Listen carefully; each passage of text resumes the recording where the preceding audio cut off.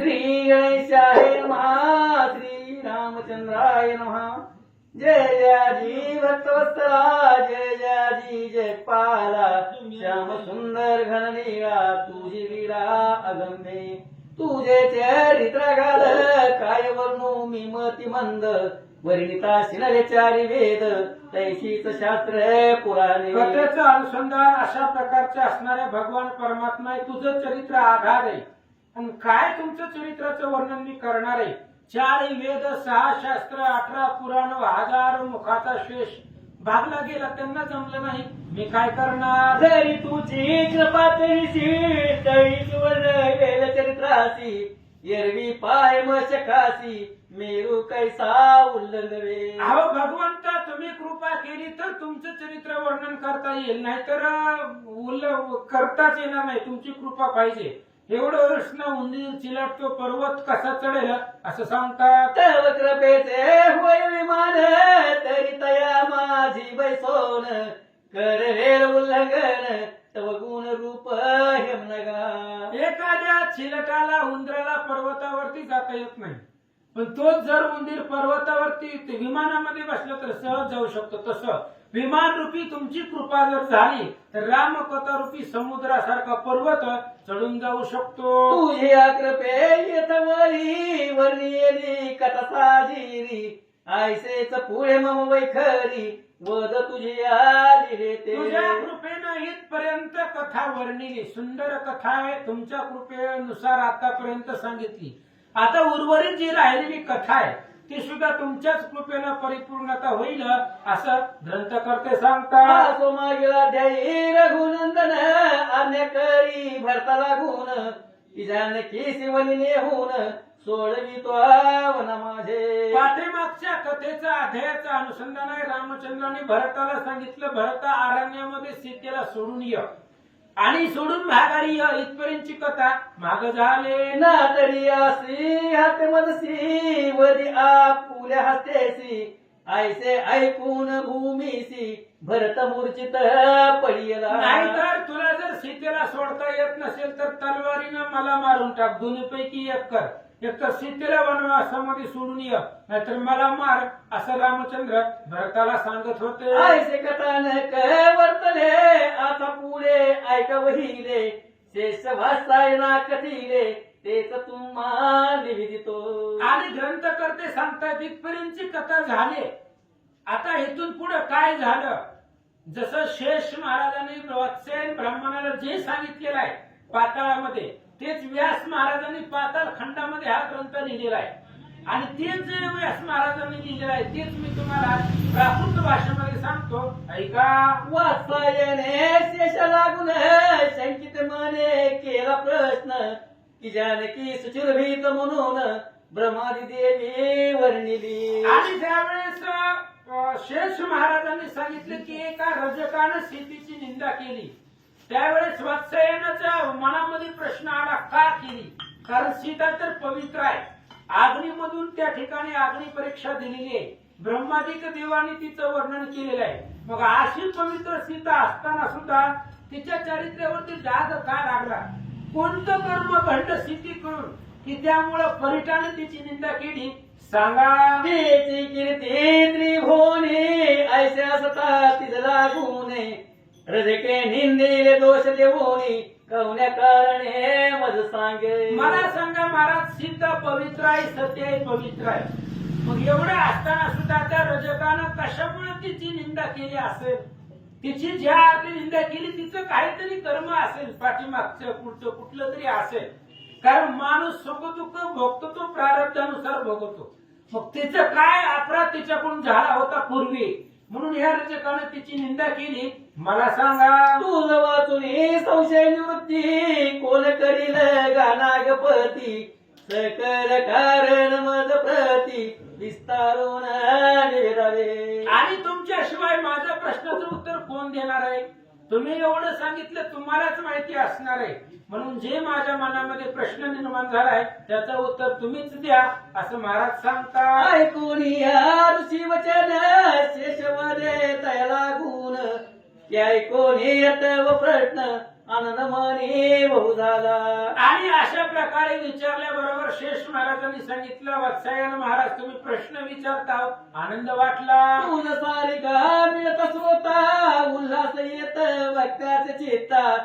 जेवी चंद्र उदय सरिता नाता भरते येते अपार. आणि तशा पद्धतीने चंद्राचा उदय झाल्यावर समुद्राला सागराला भरता येतं. तशा पद्धतीने तुम्ही प्रश्न विचारता याचा आनंद वाटतो. ऐके आता सादर चित्ते करवी तो कथा अमृतपणाते. मिथिला नामक नगरी ते जनक राजा राज्य करी. ऐक म्हणजे आता तुम्ही विचारलंय सीतेच्या चरित्रावरती डाग का लागला, त्या परिटानं सीतेलाच का बोलावं असा तुमचा प्रश्न आहे. तर त्याची समूळ कथा सांगतो. मिथिला नावाचं नगर आहे विदर्भामध्ये, आणि ते असणाऱ्या मिथिला नगरीचा राजा पूर्वी जनक होता. आणि तो जनक सात्विक होता, विदेही होता. त्याचं काय झालं, कोणे काही तया लागून वाटले यज्ञ करावा आपण. मग सुवर्ण हरे नांगरून भूमी सिद्धी करीतो. जनक राजाला वाटलं आपण काय करू, आता यज्ञ करू. आणि यज्ञ करण्यासाठी जमीन शुद्ध पाहिजे, म्हणून आपल्या शेतामध्ये तिथं यज्ञ करायचंय. म्हणून जनक राजानं नांगर आणला आणि ती जमीन नांगरून साफ करायची होती. म्हणून नांगरत असताना काय झालं, तया भूमी माधारी संदूक लागले नांगरी. ती काढोली वाहेरी सेवा करी रायाकडे. आणि जनक राजा दुधापर्वी ती जमीन नांगरत होता. आणि नांगरत असताना पहिल्याच त्या नांगराच्या दाताला एक पेटी लागली. आणि ती पेटी पाहिली दुधाने, जमिनीतून पेटी बाहेर काढली. आता जनक राजाची जमीन आहे, राजाची संपत्ती आहे, म्हणून त्यांनी पेटी न उघडता ती पेटी राजाकडे नेऊन दिली. जनक पाहे उघडून तव आतून निघाले कन्यारत्न. विद्युत प्राय प्रकाश झान पडेला तेचा. जनक राजानं सेवकांनी पेटी आणल्याबरोबर जनकानं उघडली तर विजेसारखा प्रकाश आतमध्ये होता. एक सुंदर गोमट बाळ त्या पेटीमध्ये होता. ऐसे पाहुणी कन्यका चंद्रवदना अति सुरेखा. आश्चर्य वाटले सकळी का जनके तियासी उचलिले. आणि ती असणारी सुंदर लावण्य लतिका अशा प्रकारची मुलगी पाहिली. जनकालाही पुत्र संतती नव्हती, म्हणून जनकानं ती मुलगी उचलली. कोणिया हर्ष भरीत ऐसे नाम ठेवीत. सकाळागे आनंद होत कन्याला धरी म्हणून.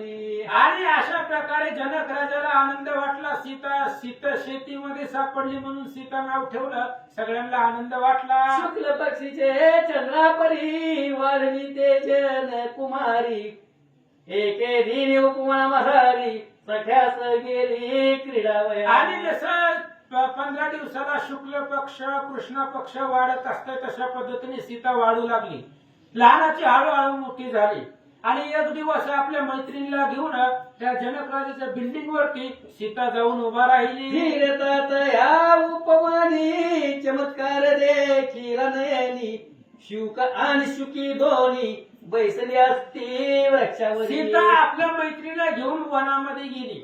आणि वनामध्ये जात असताना तिनं पाहिलं एका झाडावरती पोपट आणि त्याची असणारी पत्नी म्हणजे शुक आणि ती पक्षिणी आणि शुक असं दोघ जण बोलत असताना सीतेनं ऐकलं. उभयता प्रीती पुरस्सर भाषण करती परस्पर. क्रीडा करीती स्वेच्छाचार ऐशी दृष्टी पडिले. सीतेनं पाहिलं ती असणारी पक्षी आणि पक्षिणी बोलत होते, आनंदानं झाडावरती क्रीडा करत होते असं सीतेनं पाहिलं. सीता तिकडे लक्ष देऊन ऐके तयाचे भाषण. तवती करती कथन रामकथा परस्परे. आणि त्यावेळेस ते असणारी पक्षाकडे सीतेचं लक्ष गेलं, पोपट आणि पक्षिणी. मग ती असणारी काय बोलतात सीता लक्ष देऊन ऐकू लागली. तर ती रामाचं वर्णन करत होते. आईल्या नगरी विख्यात राजा नावे दशरथ. तयासी होतील 4 सूत ज्येष्ठ राम तया माझी. आणि ती पोपट आपल्या असणाऱ्या पक्षिणीला सांगू लागला अयोध्येमध्ये राजा दशरथ आहे आणि त्या दशरथाला 4 मुलं होतील असं सांगितलं. तो परुनिया सीतेसी कीर्ती मिळविल मी तिरेसी. मग वरून सकळ दुष्टासी सुखरूप नांदेल. आणि पक्षीने बोलू लागले. दशरथाला 4 मुलं होतील, त्याच्यामध्ये राम श्रेष्ठ असेल. तो राम मिथिलेला विश्वामित्रासोबत येईल, मग सीतेबरोबर लग्न करील, पुन्हा दुष्ट प्रकारचे राक्षस मारतील, पुन्हा अयोध्येमध्ये आनंदाने राज्य करतील. आपुल्या स्त्रिये सहवर्तमान दश सहस्र वर्षे जाण राज्य करुणी प्रजापालन पुत्रापरी करील. आणि तो रामचंद्र आपल्या पत्नी सोबत 10,000 वर्ष अयोध्येचं राज्य करील आणि आपल्या मुलाप्रमाणे आपली प्रजा सांभाळेल. इत्यादी राम कथा कथन करीत परस्पर लागून दय ऐकत सीतेचं मन अति आश्चर्य अशा पावले. प्रकारचं रामचंद्राच्या चरित्राचं वर्णन ते असणारे पक्षी आणि पक्षिणी करत होते. सीतेनं ऐकलं, आनंद वाटला. पक्षी रूपे करून कोणी देवता वृक्षी बैसोन माझीच कथा करती कथन याशी धरावे युक्तीने. सीतेने विचार केला, ही पक्षी नाही, कोणीतरी देवता आहे, पक्ष रूपामध्ये माझं कथन वर्णन करतोय. आपण ह्या पक्षाला आणि पक्षीला पकडू असा विचार सीतेने केला. ऐसे अनुने मानसी वेद सख्या यासी की शुक युग्म बैसून वृक्षी मधुरवाणी बोलत असे. आणि त्यावेळेस सीतेने आपल्या मैत्रिणीला सांगितलं, या झाडावरती पोपट बसलेला आहे. पोपट आणि त्याची पत्नी आहे. झाडावर बसून माझं गुणवर्णन करतोय, तर तुम्ही जाऊन पोपटाला पकडा. तरी तुम्ही त्या लागून हळूच धरावे युक्ती करून माझी कथा करीती कथन ही संपूर्ण पुसतया. आणि सीतेने आपल्या मैत्रिणीला सांगितलं, तुम्ही जावा, हळूच त्या पोपटाला पकडा आणि पकडून त्याला माझ्याकडे आणा. जी पोपट माझं वर्णन करताय त्याला विचारू द्या, माझ्याबद्दल तुला कोणी सांगितलं.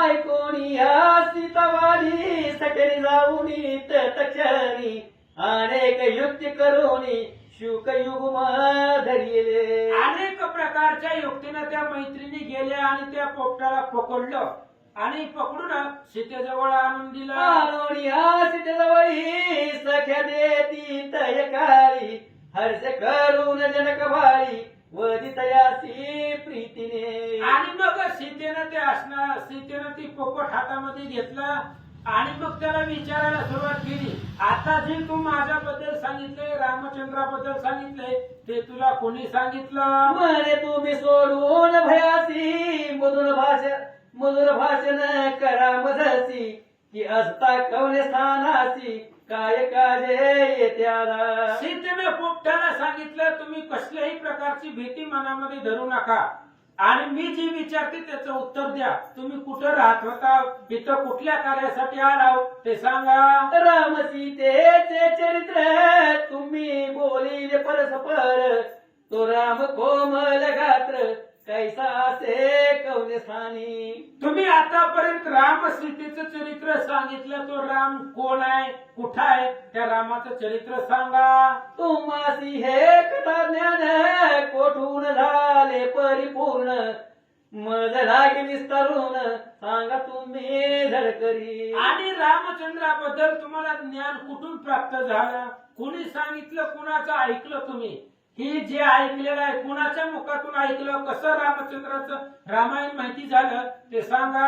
ऐकोणी सीतेचे वचन शुक बोले ते लागून तू पुससे वर्तमान तरी कधी तो ऐक पा.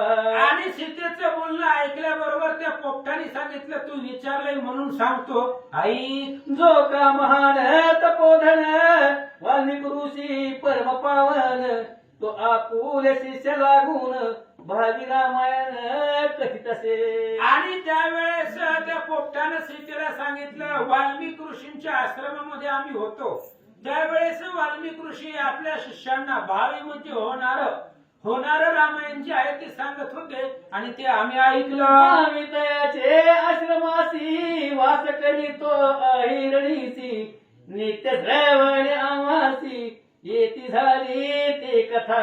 आणि आम्ही त्या वाल्मिक ऋषीच्या आश्रमामध्ये राहत असल्यामुळं वाल्मिक ऋषी आपल्या शिष्यांना रोज रामकथा सांगत होते आणि ती सहज आमच्या कानावरती पडत होती म्हणून ऐकलं. आता राम मनसी कोण तरी सांगतो वर्तमान अयोध्या नगरी विक्र्यात पूर्ण होईल दशरथ नृपवर. आता राम जर कोण आहे असं तू विचारलंय तर त्याही रामाबद्दल आम्ही ऐकलेलं आहे वाल्मिकी ऋषीच्या मुखातून. अयोध्येमध्ये राजा दशरथ होणार आहे आणि त्या दशरथाच्या पोटाला राम जन्म घेणार. प्रयासी नाही पुत्र संतान म्हणून दुःख रात्रंदीन. मग ऋषी श्रृंगासे आणून पुत्र कामेष्टी करील पै. आणि मग त्या दशरथाला पुत्र संतान नाही. मग दशरथ काय कराल तर ऋषशृंग नावाचे ऋषी आहे त्या ऋषींना आपल्याकडे घेऊन येतील. मग ते ऋषी कसं येतील तर आपली असणारी मुलगी जी आहे शांता ती शांता त्या असणाऱ्या ऋषीशृंगाला अर्पण करतील. स्त्री लोभामुळे तो अयोध्येला येईल आणि त्याच्या हातून दशरथ राजा पुत्र कामिष्ठी नावाचा यज्ञ करतील. देणे अग्नी प्रसन्न होऊन पायस देईल तया लागून. ते स्त्रिया ते देऊन म्हणी राजा पूर्ण आनंदित. मग ऋषशृंगाच्या हातून पुत्र कामेष्टी यज्ञ केल्याबरोबर अग्निदेवता प्रसन्न होईल आणि अग्निदेवता यज्ञामधून प्रसादाचं ताट हातामध्ये घेऊन येईल आणि तो प्रसादाचे 3 भाग करून तिन्ही राण्याला कैकेयी सुमित्रा कौशल्यला दशरथजी देतील. मग त्या राहुणी गर्भिणी पुत्र प्रसवतील रत्न खाणी. राजा जातक वर्तवून नामे ठेवील तयाचे. आणि मग त्या प्रसादापासून तिघी राण्या गर्भवती होतील. तिघींनाही त्या ठिकाणी पुत्र संतती होईल आणि राजा मोठ्या उत्सवामध्ये आपल्या मुलाचं नामकरण करेल. राम आणि लक्ष्मण तैसेच भरत शत्रुघ्न. चौघेही परमदैदिप्यमान प्रकाशवंत दिसतील. राम लक्ष्मण भरत शत्रुघ्न अशी नावं ठेवतील. चौघही वीर सूर्यासारखे तेजस्वी होतील. ते जैसे वाढत तैसा रायसी आनंद होत. तव एका दिनी अकस्मात कौशिक येतील त्या. आणि रामचंद्र जसं लहानाचं मोठं होतील चौघीही मुलं तसं दशरथ राजाला आनंद होत होता. एके दिवशी सहज फिरत फिरत ते असणारे विश्वामित्राचा यज्ञ पूर्ण होत नव्हता. त्यानं महादेवाची तपश्चर्या केली आणि महादेवानं सांगितलं अयोध्येला जा आणि रामाला घेऊन यज्ञ पूर्ण कर. राक्षस विघ्ने करती यागी म्हणून मदसी रक्षणा लागी. धनुर्धारी राम वेगी देई राया धर्मात्मया. विश्वामित्र आल्याबरोबर ते असणारे विश्वामित्र सांगतील की मला रामचंद्र द्या. राम धनुर्धारामध्ये प्रवीण आहे, राजकुमार आहे, राक्षस यज्ञ पूर्ण होऊ देत नाहीत तर माझ्या यज्ञाच्या रक्षणाला राम द्या. आईचे ऐकून ऋषी भाषण दशरथ करील दुःख दारुण. परी नमोळ ऋषी वचन म्हणून राम लक्ष्मण अशा प्रकारचं बोलणं ऐकल्याबरोबर दशरथाला दुःख होणार आहे. पण आता असू द्या ऋषीचं बोलणं आहे ते टाळू शकत नाहीत म्हणून राम आणि रामासोबत लक्ष्मण दिला. ते करून यज्ञ रक्षण असती आनंद करून. तव मितेले होऊन ऋषी लागून कुंकुम पत्रिका येईल. आणि मग त्यावेळेस तू असणारा रामचंद्राला घेऊन जातील. राम लक्ष्मणाला विश्वामित्र घेऊन जातील सिद्ध आश्रमाच्या ठिकाणी. तिथं असणारा 7 दिवस 7 रात्र अहोरात्र विश्वामित्र यज्ञ करतील. ते यज्ञ पूर्ण झाल्यानंतर ना जनक राजाचे दूत पत्रिका घेऊन तिथं येतील. मांडील सीतेचे स्वयंवर कोणड उचलील जो वीर. तई द्यावी कन्या सुंदर आच्छा निश्चय केला. आणि पोपट सीतेला सांगू लागलेला आहे सीता आता तुम्ही लहान आहे.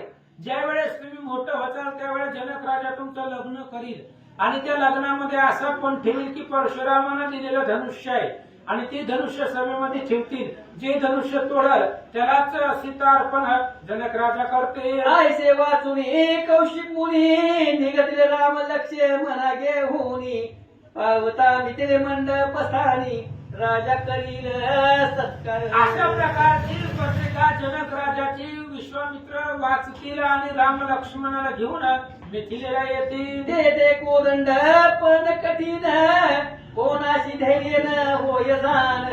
रावण होईल बळहीन बघितरा पाड काय. ते परशुरामाचं धनुष्य आहे ज्या परशु आणि ते धनुष्य महादेवानं दिलेलं आहे. एकंदरीत महादेवाचं धनुष्य आहे ते आणि ते कोणालाही उचलता येत नाही. राजा रावण तिथे येईल त्याचाही अपमान होईल.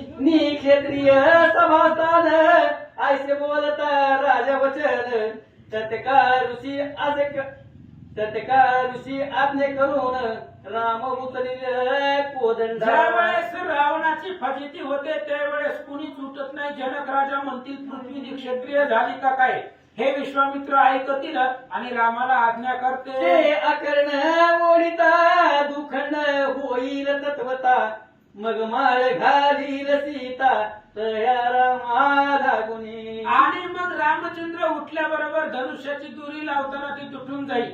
धनुष्य तुटल्याबरोबर सर्वांना आनंद होईल आणि सीता रामाला माळ घालून मग सीतेसह वर्तमान दशसहस्र वरुष जाण, राज करील रघुनंदन प्रजा पाळी पुत्रा मग पुन्हा सीता आणि रामचंद्र अयोध्येला जातील. 10,000 वर्ष अयोध्येचं राज्य करतील, प्रजेचा सांभाळ करते. आईशी भावी रामायण येथ आम्हाशी झाले बहुश्रुत, त्याची तुलसी कथिले यथार्थ आता सोडी आम्हाशी. आणि त्या पोपटानं सीतेला सांगितलं अशा प्रकारे पुढे होणार रामायण, भावी रामायण म्हणजे जे होणार आहे ते रामायण वाल्मिकी ऋषींच्या मुखातून आम्ही ऐकलेलं आहे. आता आम्हाला सोडून दे असं सीतेला ती पोपट बोलतो. आईशी ऐकून शुकवाणी सीता आनंदली म्हणी, म्हणे धन्य धन्य तुम्ही प्राणी सत्संगती लाभला. सीतेनं ऐकलं, सीतेने सांगितलं तुम्ही धन्य आहेत, संताची संगत लाभली, त्यामुळे तुम्हाला रामकथा ऐकायला मिळाली असं सीता माता बोलतात. तुमचे बोल अति मधुर अमृता समान साचार, कथिली कथा भविष्योत्तर हे ऐकून मन तुम्ही जी घाले. कथा सांगितली ती कथा भविष्यामध्ये होणार आहे असं ऐकल्याबरोबर आनंद वाटला. जे जनकाची नंदिनी माळ घालील रामाला गुणी, ऐशी कथिली कथा भविष्यवाणी तीच सीता मी असे. आणि सीतेनं त्या पोपटाला सांगितलं तुम्ही आतापर्यंत सांगितलं जनकाची मुलगी सीता, तर ती सीता रामाला माळ घालील, तिचं आणि रामाचं लग्न होईल, तर ती सीता मीच आहे असं सीता बोलते. मदसीवरील रघुनंदन तवरी तुम्हाला गुण, हा. मी पाडीन सुखे करून तुम्ही राहावे मजपाशी. सीतेनं त्या पोपटाला सांगितलं तुम्ही सांगितलंय की रामाचं आणि तुमचं लग्न होईल, मग जोपर्यंत माझं रामाबरोबर लग्न होत नाही तुम्हाला सोडितच नाही. म्हणजे तुम्ही खरं बोलता कशावरनं, खोटं निघालं तुमचं तर. त्याच्यामुळे जोपर्यंत माझं आणि रामाचं लग्न होत नाही तोपर्यंत तुम्ही आमच्या इथं राहायचं.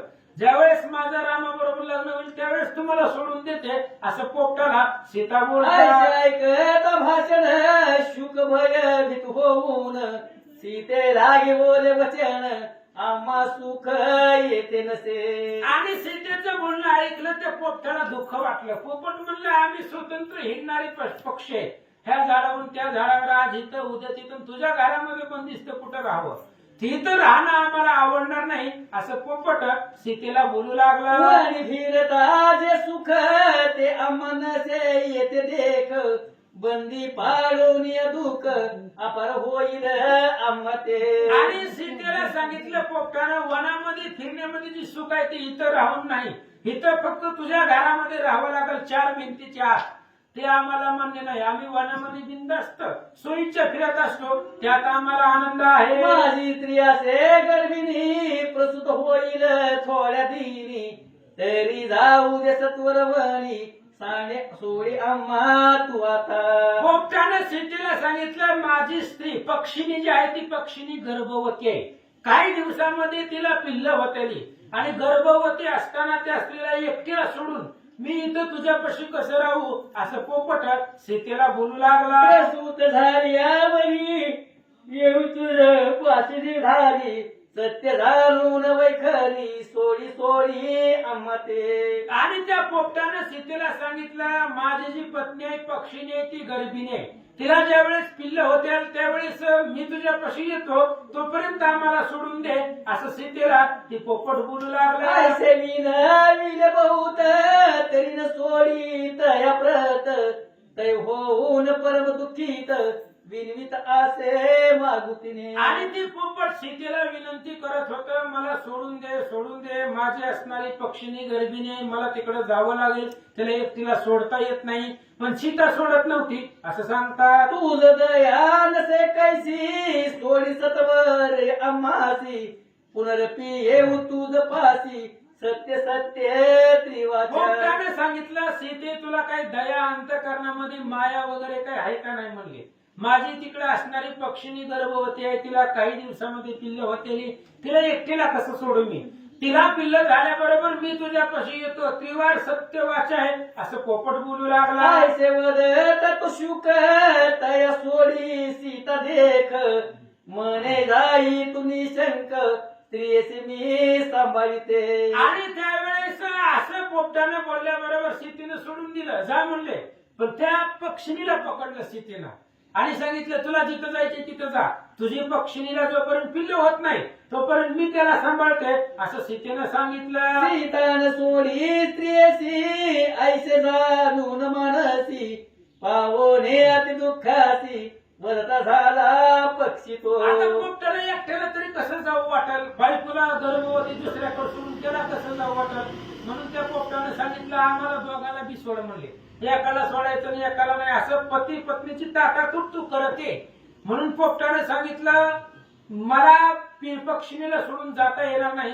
खूप दुःख त्या पोपटाला झालं. थोडं काय झालं, मौने होय कल्याण ऐसे वदती योगी जन, ते सत्य असे वचन प्रतिती पूर्ण मज आली. आणि त्या पक्षाने विचार केला जर गप बसलो असतो तर कल्याण झालं असतं असं वेदशास्त्रामध्ये सांगतात. ती प्रचिती मला आलेली आहे. पोपट बोलू लागला, जरी मी न करिता कथा कथन, तरी कपाव तो बंधन. हा. मीच केले मूर्खपण, म्हणून दुःख भोगितो. आणि मग पोपटाने विचार केला मी जर त्या झाडावर बसून रामायण सांगितलं नसतं तरी दुःख प्राप्त झालं नसतं. माहित होतं आपल्यापाशी ठेवायचं, काय गरज होती मोठमोठ्यानं वरडून सांगायची. आता सीतेनं ऐकलं आणि ते काय आता आपल्याला सोडत नाही, म्हणजे आपणच आपल्याला दुःख दिलंय असं त्या पोपटाला वाटू लागलं. ऐसे नाना प्रकारे तो शुक, म्हणे आठवी परम दुःख, पुन्हा सीतेसी म्हणे ऐक मम वचन तू आता. आणि अशा प्रकारचं दुःख झालं त्या पक्षाला पोपटाला. आता सीता त्या पक्षिणीला पकडलं, तिनं पोपटाला दिलं सोडून, पण त्याच्या बायकोला पकडलं पक्षिणीला. त्यामुळं पोपटाला दुःख झालं आणि पोपट सीतेला काय म्हणतो, स्त्री वाचून माझे प्राण जाती देहासी सोडून, तरी धडकरीती लागून सोडी कृपा करुनिया. पोपटाने सांगितलं हे बघ पत्नीशिवाय मी जगू शकत नाही आणि माझी बायको जर नसेल तर माझा जीव जाईल, त्याच्यामुळे तू सोडून दे असं पोपट सीतेला सांगू लागला. ऐसे अनेक वचनेसी मिनविता झाला सीतेसी, परी तीन सोडी स्त्रियेसी दुराग्रह धरुनिया. आणि ती पोपट सीतेला वारंवार परत सांगू लागलं माझ्या असणाऱ्या पत्नीला सोडून दे बायकोला पक्षिणीला. पण सीता काय आग्रह सोडत नव्हती आणि त्या पक्षिणीला सोडत नव्हती. मग पक्षिणी कोपे करून वलती झाली शाप वचन, जरी न सोडी सिमज लागून तरी ऐके वचन माझे. आणि ती असणारी पक्षिणी त्यावेळेस सीतेला शाप देऊ लागली, माझा नवऱ्याला सोडून मी राहू शकत नाही आणि नवराही मला सोडून राहू शकत नाही. आम्ही पशु पक्षी आणि पक्षिणी आहोत, तर तू एकाला धरते आणि एकाला सोडते असलं काही करू नको. तू जर मला सोडलं नाही तर तुला शाप देते. कोणता, गर्भिणी असता मजसी बंधन करून रक्षीसी, तरी गर्भिणी असता तुझसी रामवियोग घडेल.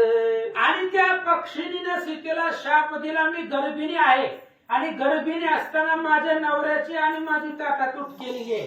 पुढं भविष्यामध्ये तू गर्भिणी असताना तुझा नवरा तुला सोडून देईल असा शाप त्या पक्षिणीनं दिला. ऐसे वदोनी त्वरित प्राण सोडिला कसमात, सीता झाली चिंताक्रांत तव अपूर्व वर्तले. आणि त्या पक्षिणीनं शाप दिला आणि तिचा असणारा जीव गेला. ती असणारी मेली, गर्भवती असताना तिनं जीव दिला आणि मेल्याबरोबर एक अपूर्व घडलं. काय, देव लोक होणी मान येते झाले ते लागून, तया माझे सुखे बैसून स्वर्गी गेली पक्षिणी ते. आणि ती पक्षिणी मेल्याबरोबर त्या पक्षिणीला न्यायला देव लोक विमान आलं. का आलं, कारण त्या पक्षिणीने रामायण सांगितलं होतं. पशु आणि पक्षिणी, त्यांनी पक्षी आणि पक्षिणीने रामकथा वर्णन केलेली होती, रामायण ऐकलं होतं. आज पक्षाने रामाने ऐकलं तर त्यांना विमान येतंय, मग आपल्याला काही येणार नाही.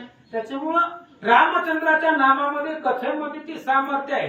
पशु पक्षाचा उद्धार रामचंद्राच्या कीर्तनानं होत आहे, आपलाही होणार असं महाराज सांगतात. प्रियलागी आले मरण ऐसे पाहून शुकरान क्रोधे करून बोले वचन दुष्ट कर्मे सीता हे. आणि त्या पक्षिणीनं शाप दिला सीतेला, ती पक्षींनी मेली. आता शुक पोपटा समोर त्याची बायको मेली, त्याच्यामुळे त्याला राग आला. त्यानं दोषी ठरवलं सीतेला, हे सीतेनं पकडले म्हणून माझी बायको मेली, म्हणून त्या पोपटाला बी राग आला, त्याने बी शाप दिला. आता त्यागी तो आपुला प्राण परी अयोध्येशी घेऊन जन्म इजसी लावीन परम दूषण तेने राम त्यागिन. आणि ते पोपटाने सांगितलं आता मी पण मरतो, पण मरता मरता शाप देतो. आणि मरता मरता दिलेले शाप खरे होतात. श्रावण बाळाच्या आई वडिलांनी मरताना दिलेला शाप खरा झाला. आणि ते असणाऱ्या पोपटाने सांगितलं आम्ही मरायलोय, पण मरता मरता तुला शाप देतो, अयोध्येमध्ये रामचंद्रासोबत राहतील, पण अयोध्येमध्ये राहत असताना सुद्धा लोक तुला नावं ठेवतील, कलंकाचं जीवन तुला जगावं लागेल, म्हणून रामचंद्र कलंक लागल्यामुळे तुला सोडून देईल असा शाप त्या पोपटाने ऐसे दिला. वधूनी तत्काळी देह त्यागीला गंगा जळी तोच जन्मला रजक कुळी सीतेला गे छळवया. आणि तोच पोपट मेल्याबरोबर पुन्हा असणारा दुसरा जन्म त्या पोपटाने घेतला अयोध्येमध्ये रजक म्हणून. काल ज्या रजकानं निंदा केली तो मागच्या जन्मी पोपट होता, त्याची आणि त्याच्या बायकोची ताटातूट ह्या सीतेनं केली होती, म्हणून त्या रजकानं दुसरा जन्म घेतला त्या पोपटानं आणि सीतेची रामाची ताटातूट करण्याचा प्रयत्न त्यानं बी केला. शेष म्हणे वात्सल्यनासी क्रोध धरून मनसी त्यागीला आपुल प्राणासी नीच योनी जन्मेतो. आणि शेष महाराज वत्सेन ब्राह्मणाला सांगतायत तोच असणारा रजक पोपट, त्या पोपटानं सीतेला शाप दिला आणि नीच योनी म्हणजे हीच असणाऱ्या रजकाच्या योनीमध्ये त्यानं जन्म घेतला आणि राम सीतेची ताटातूट करण्याचा प्रयत्न करू लागला. योनी नीच रजक योनी पाहुणी निंदिले सीते लागूनी हे पूर्व कथा विस्तारुनी तुझ लागी निवेदिली. वत्सायन ब्राह्मणाने विचारलं होतं त्या रजकानंच सीतेची का निंदा केली, कारण अयोध्येमध्ये असंख्य लोक होते, मग रजकानंच का नावं ठेवली, तर ती रजक म्हणजे मागच्या जन्मीचा पोपट आहे. आणि त्या पोपटाचे आणि पक्षाचे आणि पक्षिणीची ताटातूट गर्भवती असताना सीतेनं केली होती. आणि तीच राग मनामध्ये धरून त्याच पोपटानं पुढचा जन्म रजक योनीमध्ये ते असणाऱ्या रजकाच्या कुळामध्ये घेतला आणि राम सीतेची ताटातूट केली. ही पूर्वीची कथा तुला सांगितली. पुढीला ध्याई लक्ष्मण क्षितिशी नेईल वन लागून भागीरथी तिरी जाण उतरतील रथातून. आता पुढच्या अध्यायामध्ये लक्ष्मण महाराज सीतेला घेऊन जातील आणि भागीरथीच्या किनाऱ्यावरती तिथं गंगा स्नान करून पुढे अरण्यात सोडून देतील. ते कथानक पुढती शेष कथील वात्स्यायन प्रती तेच विस्तारून यथामती दत्तदास वर्णिल. तीच कथा आता उद्याच्या प्रसंगामध्ये लक्ष्मणजी सीतेला सोडून येतील, ती कथा तुम्हाला सांगतो, ऐका. इथे श्री पुराण पाताळखंडे श्री स्वाध्याय समाधी रामशुमेधी सप्तम पंचमदशाध्याय पुंडलिकवरांचन श्री ज्ञानदेव तुकाराम पंढरीनाथ भगवान